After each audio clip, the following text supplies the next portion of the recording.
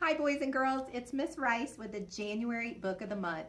This month, we're going to be reading Martin's Big Words, and it's about Martin Luther King Jr. I'm so excited to share this book with you. I think we all know who Martin Luther King is and the powerful effect he's had on our country, but this book is really going to let us dig a little bit deeper into the words he used and why he chose those words and how his life impacts us today. The author is Doreen Rappaport and the illustrator is Brian Collier. I really want you to pay attention, especially to the illustrations. The illustrator has done a marvelous job using stained glass and light to really, as a metaphor, to show us how we can all be a light to others. So I hope you enjoy this book. Martin's Big Words, The Life of Dr. Martin Luther King Jr. by Doreen Rappaport, illustrated by Brian Collier. Everywhere in Martin's hometown, he saw the signs, white only. His mother said these signs were in all southern cities and towns in the United States. Every time Martin read the words, he felt bad, until he remembered what his mother told him. You are as good as anyone. In church, Martin sang hymns. He read from the Bible. He listened to his father preach. These words made him feel good. When I grow up, I'm going to get big words too. Martin grew up. He became a minister like his father, and he used the big words he had heard as a child from his parents and from the Bible. Everyone can be great. He studied the teachings of Mahatma Gandhi. He learned how the Indian nation won freedom without ever firing a gun. Martin said love when others said hate. Hate cannot drive out hate. Only love can do that. He said together when others said separate. He said peace when others said war. Sooner or later, all the people in the world will have to discover a way to live together. In 1955, on a cold December day in Montgomery, Alabama, Rosa Parks was coming home from work. A white man told her to get up from her seat on the bus so he could sit. She said no and was arrested. Montgomery's black citizens learned of her arrest. It made them angry. They decided not to ride the buses until they could sit anywhere they wanted. For 381 days, they walked to work and school and church. They walked in rain and cold and in blistering heat. Martin walked with them and talked with them and sang with them and prayed with them until the white city leaders had to agree that they could sit anywhere they wanted.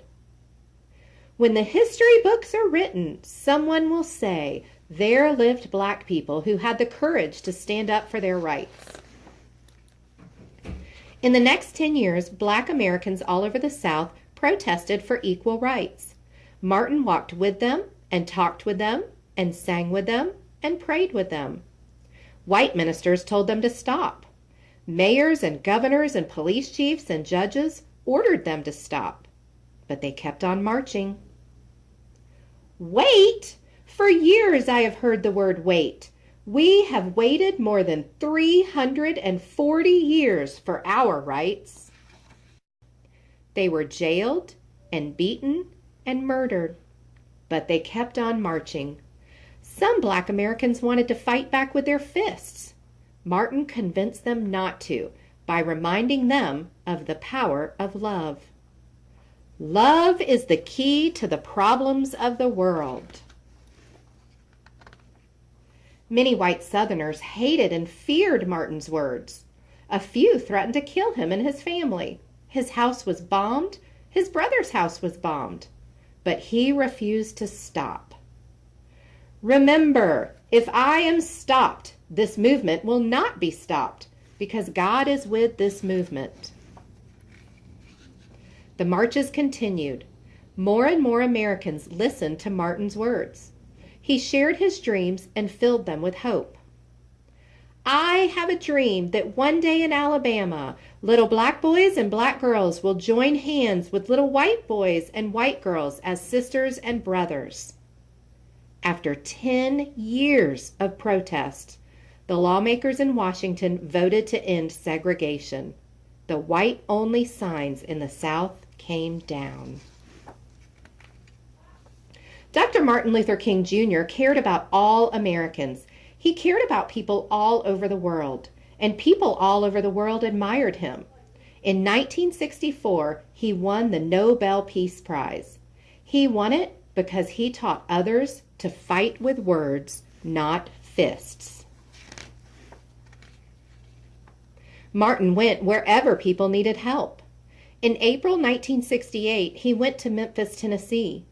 He went to help garbage collectors who were on strike. He walked with them and talked with them and sang with them and prayed with him. On his second day there, he was shot. He died. His big words are alive for us today.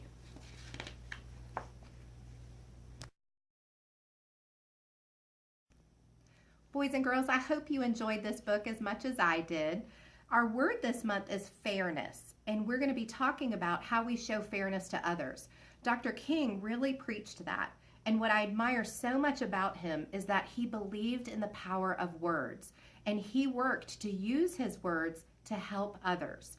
He did not want to fight people with his fists, but he fought for what was right and what he believed in with his words. You, boys and girls, you have such power with the words you use. I want you to choose words that are strong and wonderful and powerful and positive. I want you to use your words to help others and to help yourself and to fight for things that you believe in. Use those words for good. Another person that I really admire is Mahatma Gandhi, and Dr. King admired him as well. And one of the things that Dr. Gandhi says is, be the change that you wish to see in the world. Boys and girls, we have a lot going on in our world today, but you have such power. You are going to grow up and do amazing things. So I want you to use your words, look for changes you want to make, and work hard to achieve those. Have a wonderful day.